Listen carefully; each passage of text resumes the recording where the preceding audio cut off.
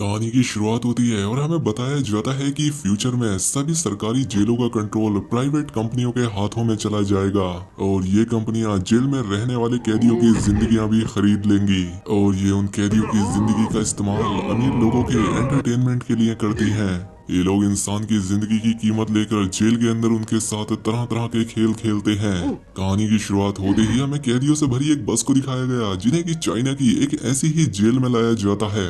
यहाँ लाकर इन्हें एक लाइन में खड़ा कर दिया गया और उनसे पूछा गया कि वो यहाँ पर किस जुर्म के चलते आए हैं और वो यहाँ किस चीज की सजा काट रहे हैं। अब इन सभी कैदियों में रिकी नाम का भी एक लड़का था और इसे हत्या करने के जुर्म में 10 साल की सजा सुनाई गई थी। वो यहाँ पर बाकी के कैदियों से काफी अलग था क्योंकि वो किसी की भी बात ना मानकर खुद के बनाए नियमों पर चलता था और जाहिर सी बात है कि वो इस जेल के गार्ड्स को बिल्कुल भी पसंद नहीं आया था।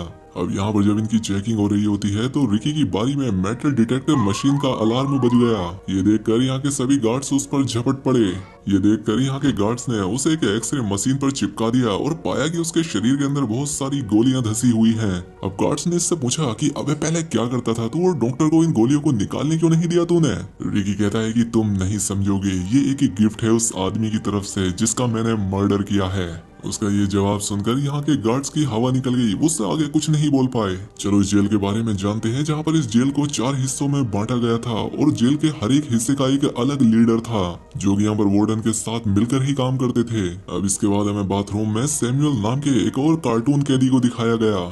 वो यहाँ आते ही एक बूढ़े को परेशान करने लगा। सैमुअल और उसके 2 चेलों ने दबाकर उस बूढ़े की पिटाई कर दी। बिना बात के ही इन 2 गधों ने इसकी नाक तोड़ दी। बूढ़े की आवाजें सुनकर एक गार्ड भी यहाँ पर भाग कर आया, लेकिन जब उसे पता लगा कि ये सब सैमुअल ने किया है तो वो चुपचाप कान दबाकर वहाँ से निकल लिया। रिकी भी बाहर से उसका ये सारा कमीनापन सुन रहा था। उसने अंदर जाकर सैमुअल के पैरों में अपनी टांग अड़ा दी जिससे सैमुअल कीलों से बनी एक लकड़ी पर जा गिरा। इससे सैमुअल के आधे चेहरे पर कीलें ठुक गईं, लेकिन अभी वो जिंदा था। अब सैमुअल के चेले रिकी को डराने की कोशिश करते हैं कि कौन है तू, बहुत हरामी बन रहा है। लेकिन जब रिकी ने उससे घूर कर देखा तो वो डर जाते हैं। वो समझ गए कि ये एक चाइनीज टाइगर श्रॉफ है और अगर इन्होंने इससे पंगा लेने की कोशिश करी तो ये इनका हाल भी इनके बॉस जैसा बना देगा। अब अपने सेल में ले जाकर इन दोनों नमूनों ने अपने बॉस की खूब खातिरदारी की। खैर अब सैमुअल की जब मरहम पट्टी हो गई तो उसने रिकी से अपना बदला लेने का प्लान बनाया, लेकिन सैमुअल ये बात जान गया था कि वो अकेला रिकी का कुछ नहीं उखाड़ पाएगा। इसलिए उसने जेल के सबसे बड़े कातिल को उसे मारने के लिए हायर किया जो कि था हाथी पहलवान। इसी नाम से बुलाते थे जेल के कैदी से। और ये इंसानी हाथी अभी तक 50 से ज्यादा कैदियों का कत्ल कर चुका था। अब सैमुअल ने के गार्ड को घूंस देकर उस हाथी को बाहर निकलवा लिया। अगले दिन उस हाथी ने रिकी को बाथरूम में घेर कर उसे एक जोरदार घूंसा मारा। अब भाई साहब रिकी का दिमाग खिसक गया था और एक घूंसे में ही उसने इस हाथी की अंतड़ियां बाहर निकाल दी। और इसके बाद जब सैमुअल ने रिकी के बीच आने की कोशिश की तो रिकी ने उसे इतनी जोर से घूंसा मारा कि वो उसके पेट के आर पार हो गया और इससे सैमुअल भी मारा गया। इसके बाद जब गार्ड रिकी को लेकर जा रहे होते हैं तो वेस्ट विंग का लीडर हाय उससे मिलने के लिए आया। उसने उससे कहा कि यार तू तो कमाल का बंदा है, तो क्यों ना तू मेरी गैंग में शामिल हो जा। लेकिन रिकी को इसका ये ऑफर ज्यादा पसंद तो नहीं आता, लेकिन इसके लिए वो ना भी नहीं करता और यहाँ से चला गया। इसके बाद हमें रिकी के पास्ट को दिखाया गया जहाँ पर उसके पेरेंट्स की जान चली गई थी। तो वो अनाथ आश्रम में रहा करता था और एक दिन जब वो अपने पेरेंट्स की कब्र पर गया तो यहाँ पर रिकी को अपने चाचा मिले जो कि एक बहुत बड़ा कुंफू मास्टर था। उन्होंने रिकी को देखते ही पहचान लिया कि एक बहुत बड़ा कुंफू मास्टर बन सकता है और इसके बाद वो रिकी को कुंफू सिखाना शुरू कर देते हैं। वो हर रोज उसकी प्रैक्टिस कब्रिस्तान में ही कराने लगे। अब रिकी को भी इसमें बहुत मजा आने लगा और ट्रेनिंग पर पूरी तरह से ध्यान देने के लिए उसने स्कूल जाना भी बंद कर दिया। समय गुजरता गया और रिकी अपनी कला में निखरता चला गया और आखिर में वो अपनी छाती से एक पत्थर तोड़ देता है और यहाँ पर उसकी ट्रेनिंग पूरी होती है। सीन प्रेजेंट में आया और रिकी को जेल के वार्डन हुक के पास लाया गया। इसके नाम की तरह ही इसके हाथ में एक हुक लगा होता है और जब गार्ड ने उसे बताया कि रिकी ने क्या किया है तो ये पागल आदमी गुस्से से भर गया। उसने अपना हुक रिकी के हाथ में गाड़ दिया। उसने उससे पूछा तेरे अंदर कितनी ताकत है, तेरी इस ताकत का राज क्या है। लेकिन रिकी ने जब जवाब नहीं दिया तो उसने रिकी की गर्लफ्रेंड का उसे एक फोटो दिखाया। फोटो दिखाकर वो उसकी गंदी वाली बेइज्जती करने लगा और ये देखकर रिकी को गुस्सा आ गया, जिससे गुस्से में उसने टेबल को ही तोड़ दिया और हुक को वार्निंग दी कि अगर तुझे जिंदा रहना है तो अपने काम से काम रख, मेरे बीच बिल्कुल मत आना। क्योंकि 1 साल पहले रिकी की जिंदगी बहुत ही रंगीन थी। वो अपनी गर्लफ्रेंड फीफी से बहुत प्यार करता था। ये दोनों बहुत ही जल्द एक दूसरे से शादी करने वाले थे, लेकिन ऐसा शायद इनकी किस्मत को मंजूर नहीं था। एक दिन जब फीफी घर जा रही थी तो उसने कुछ गुंडों को हॉस्टल के स्टूडेंट्स में अफीम बांटते हुए देखा उन गुंडों ने फीफी को देख लिया और वो उसे पकड़कर अपने बॉस के पास ले गए। बॉस ने अपनी गंदी नजरों से फीफी को देखा, लेकिन वो अपनी जान बचाकर वहां से भागने लगी। वो छत पर पहुंच गई, लेकिन अंधेरे की वजह से उसे यहाँ कुछ दिखाई नहीं दिया और वो सीधा छत से नीचे ही गिर गई, जिससे उसकी जान चली गई। अब मानो रिकी की तो पूरी दुनिया ही उजड़ गई थी, इसीलिए वो अपनी गर्लफ्रेंड का बदला लेने के लिए उसे लीडर के पास गया। अब लीडर उस पर बहुत सारी गोलियां चलाता है और ये सारी गोलियां उसे लगती भी हैं, लेकिन फीफी को खोने के दर्द के सामने ये दर्द कुछ भी नहीं था।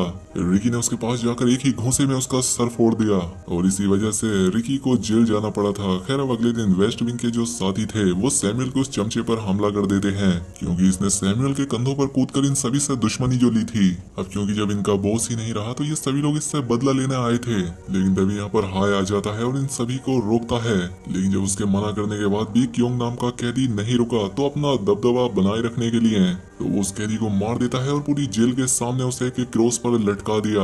वो कहता है कि अगर किसी में दम है और मेरे खिलाफ आकर क्योंग को बचाना चाहता है तो वो मेरे सामने आए। अब ये लोग अपने साथी को बचाना तो चाहते थे, लेकिन हाई के सामने जाने की किसी की भी हिम्मत नहीं थी। अब रिकी क्योंग को बचाने के लिए आगे आता है और इन दोनों की यहाँ पर फाइट होने लगी। हाई यहाँ पर रिकी की आंखों में एक पाउडर डाल देता है ताकि उसे कुछ भी दिखाई ना दे। अब मौके का फायदा उठाकर उसने रिकी के दाएं हाथ की एक नस भी काट दी और इससे रिकी का हाथ पैरालाइज हो जाता है, जिसके बाद रिकी ने पानी के फुहारे से अपनी आंखें धोई और अपनी नस को फिर से हाथ से बांधकर लड़ने के लिए तैयार हो गया। इसके बाद रिकी हाई के सर के पीछे एक भयंकर थप्पड़ मारता है और ये थप्पड़ इतना जोरदार होता है कि उसकी आंख ही बाहर आकर गिर गई। अब हाई अपने आप को हारता देखकर अपने पेट पर एक कट लगाता है और अपनी छोटी आंत बाहर निकाल लेता है ताकि वो इससे फंदा बनाकर रिकी के गले में डालकर उसे मार सके। तो दोस्तों देखा कितने अजीब काम कर रहा है ये हाई। और अब रिकी ने उसकी खोपड़ी पर एक जोरदार घूंसा मारा, जिससे वो हाई को हमेशा के लिए गुड बाय कर देता है। अब उसे मारने के बाद रिकी ने उस आदमी को नीचे उतारा। अब असिस्टेंट विंग की सिक्योरिटी के लिए बाकी के तीनों लीडर भी यहाँ आ गए। अगले दिन रिकी सो नाम के एक आदमी से मिला। अब क्योंकि एक लीडर ने उसकी जीप काट दी थी, जिसके चलते वो बात नहीं कर पाता था, इसलिए रिकी ने उसे अपनी बांसुरी दी। तो बदले में खुश होकर उसने रिकी को कुछ अफीम के पत्ते दे दिए। अब यहाँ पर छानबीन करने पर रिकी को पता लगता है कि जेल के साउथ विंग में वहाँ का लीडर और हुक मिलकर अफीम की खेती करते हैं, जिससे कि बाद में स्कूल के बच्चों को बेचा जाता था। अब क्योंकि फीफी की मौत भी इस अफीम की वजह से ही हुई थी और अब इसीलिए रिकी इसे रोकना अपने जीवन का मकसद बना लेता है। अब कुछ दिनों के बाद उन गैंग लीडर को शो और रिकी की दोस्ती के बारे में पता लगा, जिसके चलते उन्होंने शो को घिनौने तरीके से मारकर जेल से बाहर फेंक दिया ताकि वो सभी कैदियों के लिए एक सबक बन जाए। अब रिकी को अपने नए दोस्त की मौत का बहुत दुख हुआ और इसी वजह से उसने उस रात पूरी अफीम की फसल को आग लगा दी।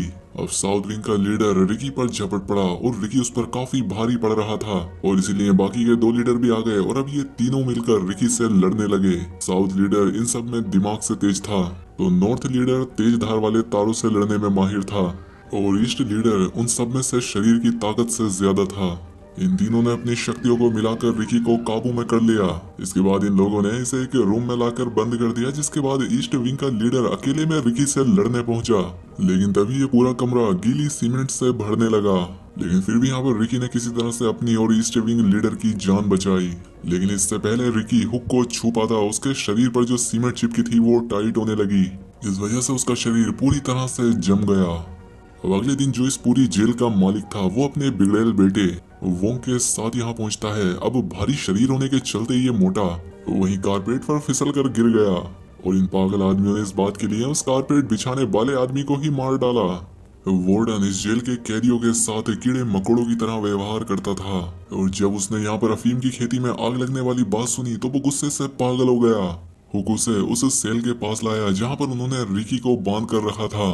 उसका पूरा शरीर अभी भी सीमेंट से जमा पड़ा था, लेकिन वार्डन को देखते ही रिकी उस सीमेंट की परत को पल भर में तोड़ डालता है और जल्दी से उसने वार्डन की गर्दन पकड़ते हुए उसे धमकी दी कि अफीम की खेती करने की वजह से मैं तुम्हें मारूंगा जरूर। अब ईस्ट विंग का लीडर यहाँ पर रिकी को रोकने के लिए पहुंच गया और वो इतना ज्यादा ताकतवर था कि उसने जेल की सलाखों को ही मोड़कर रिकी के हाथ के चारों तरफ घुमा दिया। इसके बाद वो वार्डन और उसके बेटे के एंटरटेनमेंट के लिए रिकी को बुरी तरह से पीटने लगा।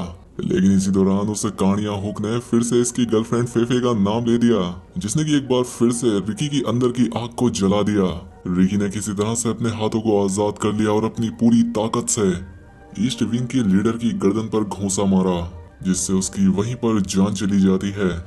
लेकिन इससे पहले वो वार्डन तक पहुंच पाता, लोहे की बनी वो छत नीचे आने लगी, जिससे रिकी अपने आप को उसके नीचे कुचले जाने से बचाने लगा। लेकिन वो वार्डन के आखिरी जाल में फंस गया और उसे वार्डन के बनाए हुए एक एक गड्ढे में दफन कर दिया गया। जिसके बाद इन लोगों ने बंदूक की नोक पर बाकी कैदियों से इस गड्ढे को भरने के लिए कहा। सभी कैदी डरते डरते इस काम को करने लगे और उसे सांस लेने के लिए सिर्फ एक बांस दिया गया। अगले 7 दिनों तक वो इसी तरह से यहाँ इस गड्ढे में दफन रहा और 8वें दिन वार्डन ने यहाँ आकर उसकी लाश को बाहर निकालने का हुक्म दिया, ताकि सभी को सबक लग जाए कि उसके खिलाफ जाने का अंजाम क्या होता है। लेकिन जब उसे बाहर निकाला गया तो वो एकदम सही सलामत था, मरना तो दूर की बात है। वो अपने शरीर पर बंधी जंजीरों को तोड़कर तुरंत बंदर की तरह छलांग लगाकर बाहर आ गया। सभी कैदी उसे जिंदा देखकर बहुत खुश हो गए, लेकिन फिर भी एक हफ्ता बिना खाना पानी के वो काफी कमजोर हो गया था। इसलिए साउथ विंग के लीडर ने बड़ी आसानी से उसे पीट लिया। इसके बाद जब रिकी की आंखें खुली तो उसने अपने आप को लोहे से बने एक शिकंजे के बीच में पाया, जहां पर अगर वो थोड़ा सा भी हिला तो उसकी जान जा सकती थी। अब वार्डन ने रिकी की ताकत से खुश होकर उसे अपने साथ मिल जाने के लिए कहा, लेकिन यहाँ पर रिकी ने उसकी इस बात के लिए उसकी बेइज्जती कर दी। इस बात के लिए रिकी को और भी ज्यादा टॉर्चर किया गया। अब यहाँ पर साउथ विंग के लीडर ने रिकी के मुंह में कुछ ब्लेड्स भर दिए और एक के बाद एक ताबड़तोड़ उसके मुंह पर मुक्कों की बारिश करने लगा। लेकिन जैसे ही वो रुका, रिकी ने वो ब्लेड्स वार्डन के मुंह पर दे मारे। अब रात होने पर एक कैदी ने रिकी को आकर खाना दिया और उससे कहा कि तुम हिम्मत कभी मत हारना। ये देखकर हुक रिकी के कमरे में गया, जहाँ पर कि उसने रिकी के सपोर्टर की जान ले ली थी। इसलिए गुस्से में रिकी ने हुक की दूसरी बची ठीक आंख को भी फोड़ दिया। अब ये देखकर बाकी कैदियों ने भी हुक से अपना बदला ले लिया, उन्होंने भी अपना गुस्सा इस पर निकाल डाला। वहीं दूसरी तरफ वार्डन अपने उस गैंडे बेटे को किचन में खिलाकर और भी गैंडा बना रहा था। लेकिन जल्द ही रिकी वहां पर पहुंच गया। नॉर्थ और साउथ विंग लीडर पहले से ही यहाँ पर थे और इन तीनों के बीच एक बार फिर से खतरनाक फाइट शुरू हो गई। लेकिन रिकी इस बार इन दोनों पर भारी पड़ा और इस बार रिकी ने साउथ विंग लीडर को इतनी बुरी तरह से मारा कि नॉर्थ वाला तो उसे देखकर ही वहां से भाग गया। और अब देखकर लग रहा था कि अब रिकी वार्डन की कहानी तो यूं खत्म कर देगा। लेकिन तभी ये वार्डन अचानक से एक विशालकाय राक्षस में बदल गया। तो दोस्तों आप देख रहे हैं यहाँ पर क्या नौटंकी चल रही है। अब इन दोनों की यहाँ पर एक जोरदार फाइट शुरू हो गई, लेकिन आखिर में रिकी उसे एक मीट ग्राइंडर मशीन के अंदर घुसा देता है और रिकी उसकी खोपड़ी को लेकर ही जेल से बाहर आता है। और आखिर में उसने घूंसे में ही जेल की दीवार को तोड़ डाला और सभी कैदियों को आजाद करके खुद भी वहां से निकल गया। तो दोस्तों कैसी लगी आपको इस फिल्म की कहानी? तो दोस्तों था ना इसमें एक्शन एकदम भयंकर, लेकिन इसमें जो भी हो आपको मजा बहुत आया होगा। वीडियो जैसी भी लगी हमें कमेंट करके बताएं। साथ ही दोस्तों इस वीडियो को भी लाइक कर दें, जिससे इस वीडियो की थोड़ी रीच बढ़ जाएगी। और ऐसी ही और वीडियो के लिए बने रहें हमारे चैनल के साथ। मिलते हैं अगली शानदार वीडियो में।